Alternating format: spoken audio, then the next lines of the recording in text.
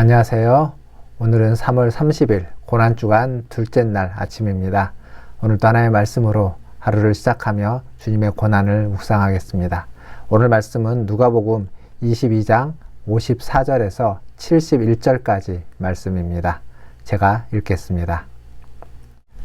예수를 잡아 끌고 대제사장의 집으로 들어갈새 베드로가 멀찍이 따라가니라.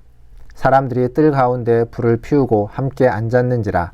베드로도 그 가운데 앉았더니 한 여종이 베드로의 불빛을 향하여 앉은 것을 보고 주목하여 이르되 이 사람도 그와 함께 있었느니라 하니 베드로가 부인하여 이르되 이 여자여 내가 그를 알지 못하노라 하더라. 조금 후에 다른 사람이 보고 이르되 너도 그 도당이라 하거늘 베드로가 이르되 이 사람아 나는 아니로라 하더라. 1시간쯤 있다가 또 한 사람이 장담하여 이르되 이는 갈릴리 사람이니 참으로 그와 함께 있었느니라. 베드로가 이르되 이 사람아 나는 내가 하는 말을 알지 못하노라고 아직 말하고 있을 때에 닭이 곧 울더라. 주께서 돌이켜 베드로를 보시니 베드로가 주의 말씀 곧 오늘 닭 울기 전에 내가 3번 나를 부인하리라 하심이 생각나서 밖에 나가서 심히 통곡하니라. 지키는 사람들이 예수를 희롱하고 때리며 그의 눈을 가리고 물어 이르되 선지자 노릇하라 너를 친 자가 누구냐 하고 이 외에도 많은 말로 욕하더라. 날이 새매 백성의 장로들 곧 대제사장들과 서기관들이 모여서 예수를 그 공회로 끌어들여 이르되 내가 그리스도이거든 우리에게 말하라. 대답하시되 내가 말할지라도 너희가 믿지 아니할 것이요 내가 물어도 너희가 대답하지 아니할 것이니라. 그러나 이제부터는 인자가 하나님의 권능의 우편에 앉아 있으리라 하시니 다 이르되 그러면 내가 하나님의 아들이냐. 대답하시되 너희들이 내가 그라고 말하고 있느니라. 그들이 이르되 어찌 더 증거를 요구하리요 우리가 친히 그 입에서 들었노라 하더라. 아멘. 오늘 말씀은 베드로의 부인과 그리고 사내들인 공회에서 예수님이 심판받게 되는 이야기입니다. 먼저 보면 이 베드로는 예수님이 붙잡혀 갈 때 예수님을 버리고 가지 못했습니다. 다른 제자들은 다 예수님을 버리고 그냥 도망가 버렸습니다. 그러나 베드로는 예수님을 따라갔습니다. 붙잡혀가는 예수님을 버리지 못하고 쫓아갔습니다. 그런데 멀찍이 적당한 거리를 두고 갈 수밖에 없었습니다. 왜냐하면 예수님을 붙잡아가는 그들이 사내들인 공회의 그 종들이었는데 그것이 절대적인 권력이 있는 자들이었기 때문에 베드로가 할 수 있는 일이 아무것도 없었습니다. 그렇다고 도망갈 수도 없었던 거죠. 그의 믿음, 그의 의리, 이 모든 것들이 예수님을 쫓아가게끔 했지만 하지만 멀찍이서 적당한 거리를 두고 어정쩡한 상태로 그의 믿음이 이도저도 아닌 상태로 예수님 앞에 나아갈 수밖에 없었습니다. 그런데 그곳에서 차라리 안 갔으면 일어나지 않을 일이 일어났습니다. 예수님을 부인하는 일이었죠. 오늘 말씀에 보면 그 대제사장 집의 여종이 베드로를 주목해서 봅니다. 주목해서 봤다는 거 그냥 대충 본 게 아니라 자세히 집중해서 찬찬히 살펴보니까 이 사람은 예수를 따라다니는 그의 제자다라고 이야기하는 거죠. 베드로가 얼마나 당황했겠습니까? 아닌 척하고 거기에 와 있었는데 들킨 거죠. 사람은 당황하면 그 순간을 모면하기 위해서 거짓말을 하게 됩니다. 자기도 모르게 나오는 거죠. 그냥 모면하기 위한 겁니다. 도피하기 위한 겁니다. 베드로가 지금 그렇게 예수님을 모른다고 나는 모르는 사람이다. 나는 그를 모른다. 라고 부인해 버렸습니다. 그렇게 해서 어떻게 넘어간 거죠. 사람들이 그 여종의 말에 귀를 기울이지 않았습니다. 넘어갔습니다. 근데 조금 있으니까 또 다른 사람이 똑같이 베드로를 지목합니다. 베드로는 똑같은 말로 부인하는 거죠. 그 시간은 그 순간을 또 모면합니다. 반복되고 있는 거죠. 그런데 1시간쯤 후에 또 새로운 제3번째 증인이 등장하게 되는 겁니다. 이 사람은 베드로에 대해서 뭐라고 말하냐면 저 사람은 갈릴리 사람이다. 갈릴리 사투리를 쓴다. 우리도 저기 경상도 사람은 쌀을 발음하지 못한다고 하지 않습니까? 쌀을 살이라고 발음하는 이러한 어떤 발음적인 차이, 사투리의 문제로 이 사람은 갈릴리 사람이다 라고 이야기하는 겁니다. 물론 갈릴리 사람 모두가 다 예수님의 제자는 아니죠. 근데 다른 복음서에 보면 이 3번째 증인은 그 베드로가 예수님과 함께 겟세마네 동산에서 있을 때 그 말고의 귀를 칼을 빼서 자른 일이 있는데 그 말고의 친척인 사람이 등장합니다. 내가 거기서 봤다는 거죠. 확실히 저 사람이라는 겁니다.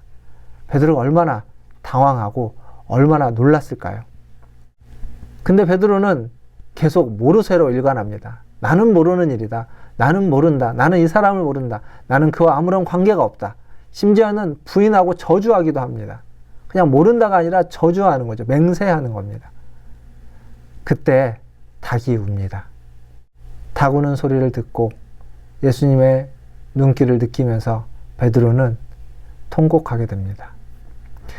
아마 그가 그 이전에 예수님을 위해서 죽겠다고, 나는 예수님을 절대 떠나지 않겠다고 한 이야기는 진심이었을 겁니다. 그의 진심이지만 그 진심이 지금 이 순간 무너지는 거죠. 그가 비로소 닭 소리를 듣고 깨닫는 겁니다.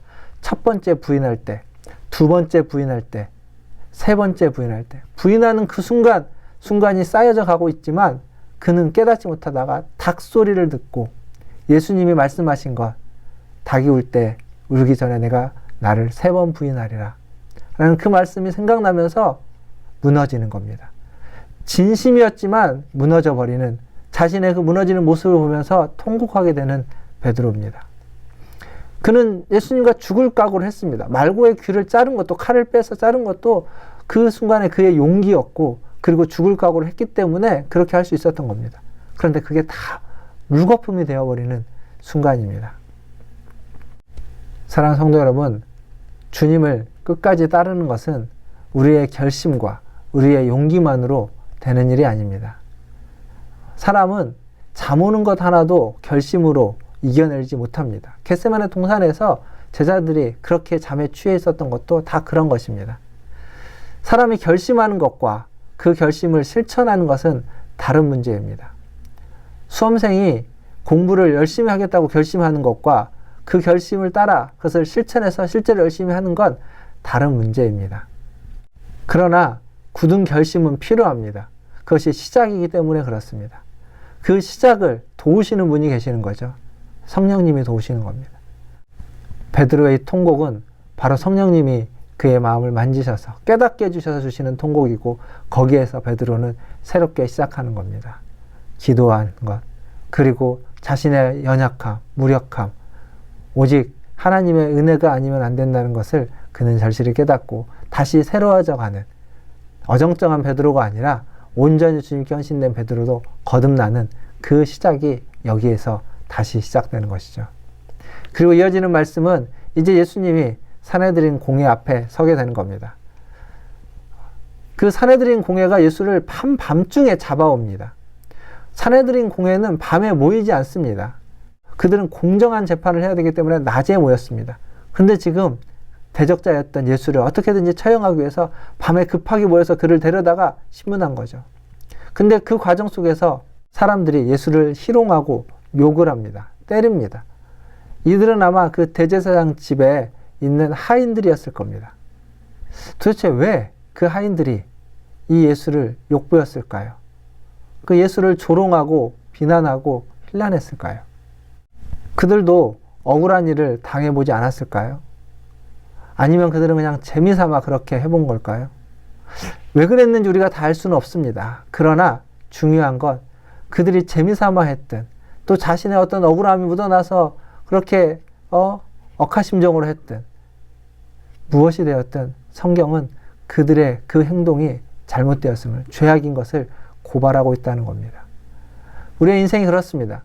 우리가 재미삼아 했든지 혹은 내가 억울해서 내가 당한 어떠한 일 때문에 그냥 다른 사람에게 해코지로 그렇게 했든지 그런 어떤 핑계와 이유가, 상황이 다 있겠지만 그러한 우리의 행동 자체는 분명히 죄악된 행동이고 잘못된 행동이라고 성경은 고발하고 있다는 사실입니다. 그래서 우리는 한 행동 한 행동을 함부로 해서는 안 되는 것이죠. 날이 밝자 산헤드린 공회는 정식으로 모입니다. 그리고 모이고 그리스도에게, 예수님에게 질문합니다. 내가 그리스도냐? 라고 질문하는 거죠. 예수님은 뭐 이렇다 저렇다 대답하지 않습니다. 그러면서 이렇게 얘기합니다. 인자는 하나님 우편에, 하나님의 권능의 우편에 앉는다 라고 이야기합니다. 이 얘기는 무슨 얘기냐면 그 예수님의, 하나님의 우편에 예수님이 앉는다는 건 하나님과 동등된 분이다라는 것을 이야기하는 겁니다. 그래서 내가 하나님의 아들이냐라고 공회원이 묻는 거죠. 대제사장이 묻는 겁니다. 그러다 그렇다라고 대답합니다. 이게 신성모독인 거죠. 하나님의 아들일 수도 없고 하나님과 동등된 존재도 아니다라고 그들은 생각했기에 그를 잡아 죽이고 있는데 예수님이 그런 얘기를 하자 옳거니 죄목이다. 네가 걸려들었구나 라고 하면서 그를 정죄해 버립니다. 사랑하는 성도 여러분, 산헤드린 공회원은 예수님을 보았습니다. 그리고 그의 말씀을 들었습니다. 그러나 예수님을 제대로 보지 못했고 예수님의 말씀을 제대로 듣지 못했습니다. 베드로는 예수님을 부인했습니다. 그것도 3번이나 부인했습니다. 그러나 3번 부인한 후에 닭이 울었을 때 그는 비로소 깨달았습니다. 예수님의 말씀대로 자기가 지금 3번이나 부인했다는 것을 성령님이 깨닫게 해주셨죠. 그래서 그는 다시 시작할 수 있었습니다. 그 깨달음이 그 통곡으로 이어지고 그 통곡이 그를 다시 새롭게 해서 주님의 참된 제자로, 주님의 종으로, 하나님의 일을 하는 일꾼으로 예수를 그리스도로 고백하는, 그래서 자신의 생명을 조금도 아끼지 않고 버릴 수 있는 때까지 이룰 수 있는 믿음의 자리로 그를 인도했다라는 사실입니다. 우리의 눈은 누구를 향하여 있고 우리의 귀는 누구의 말씀을 듣고 있습니까? 보고 듣는 것보다 더 중요한 건 그것을 깨닫는 것입니다. 오늘 이 고난주간 둘째 날 아침 주님의 말씀을 다시 한번 찬찬히 읽으시고 묵상하시면서 주님의 음성을 들으시고 그리고 성령님이 여러분에게 주시는 깊은 깨달음 가운데 나아가기를 주님의 이름으로 축원합니다. 기도하겠습니다. 하나님 아버지, 오늘 또 주님의 고난을 묵상합니다. 산헤드린 공회 앞에서 당했던 그 모욕과 수치와 그 고난, 그리고 자신을 따르는 그 제자들이 자신을 버려두는, 아니 따라왔던 베드로조차 부인하는 하나님 그러한 모습을 하나님 이미 알고 있었던 예수님의 그 마음을 돌이켜봅니다. 주님, 불쌍히 여겨주시고 하나님 도망쳤던 제자들, 부인했던 베드로, 하나님 우리의 모습과 진배 없는 모습입니다. 우리 또한 이 세상 살아가면서 하나님 도망치지 않게 하시고 부인하지 않게 하시고, 아니 도망치고 부인할지라도 우리 안에 계신 성령님이 우리를 깨우칠 때 그것을 깨닫고 통곡하며 다시 돌이킬 수 있는 은혜가 있게 하여 주시옵소서. 눈을 열어 주를 보게 하시고 귀를 열어 주의 말씀을 듣게 하여 주시옵소서. 오늘 하루도 주님의 고난을 묵상하며 기도합니다. 우리의 힘으로 하나님 살아갈 수 없는 인생 가운데 주님의 도우심을 구하며 간절히 바라고 소망하고 원하며 하나님 앞에 나아갑니다. 주님 은혜 베풀어 주시고 인도하여 주시옵소서. 감사하며 예수님의 이름으로 기도하옵나이다. 아멘. 찬양을 들으시면서 함께 기도하겠습니다. 주님 앞에 간절히 원하고 바라는 것들, 주님과 동행하며 살아가기를 주님의 은혜를 구하며 기도하는 시간을 갖도록 하겠습니다. 기도합니다. 이 세상을 살아가는 동안에 나의 힘을 의지할 수 없으니 기도하고 낙심하지 말 것은 주께서 참 소망이 되심이라. 이 세상을 살아가는 동안에 나의 힘을 의지할 수 없으니 기도하고 낙심하지 말 것은 주께서 참 소망이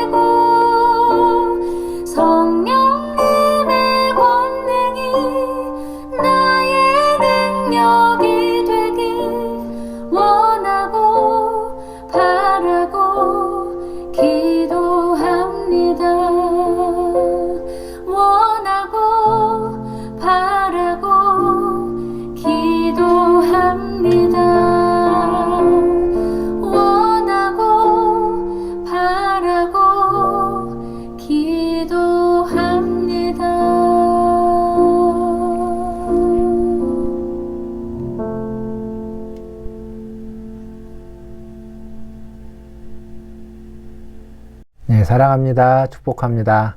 오늘 하루도 주님의 십자가를 묵상하며 보내시길 바라겠고 또 내일 아침에 찾아뵙도록 하겠습니다. 샬롬.